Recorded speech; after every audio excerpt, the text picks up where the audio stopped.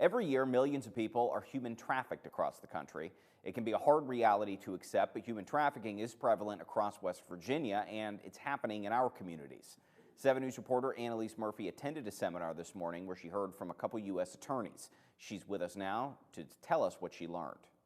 January is National Human Trafficking Prevention Month.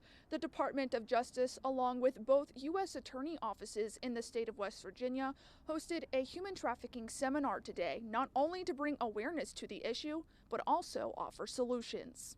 Human trafficking is nothing like what we see in movies. It's sneaky, but not so sneaky that a person cannot tell signs of the crime. In fact, it happens more in the open than we realize. Assistant U.S. Attorney Andrew Koger gave a presentation during the seminar at St. Michael's Parish in Wheeling, where he outlines what human trafficking is, deconstructed common myths, and explained how federal laws are used to combat the issue.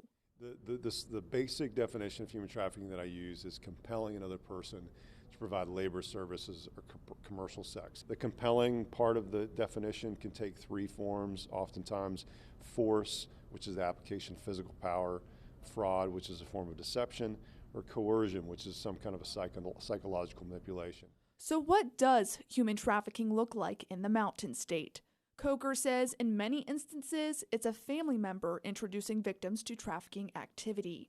Some of the signs for human trafficking could be malnourishment or otherwise diminished health, avoiding eye contact, not being able to speak for oneself, not having control over finances, among others, including fear of law enforcement. During his presentation, Koger showed a graph of how West Virginia is surrounded by states that are hotspots for human trafficking, creating what he calls cross-pollinations. This means traffickers are coming to West Virginia, exploiting people, and then taking them across state lines. It should make us even more sensitive to the fact that we are vulnerable as a state to trafficking, given our proximity to these places where there's a lot of trafficking occurring.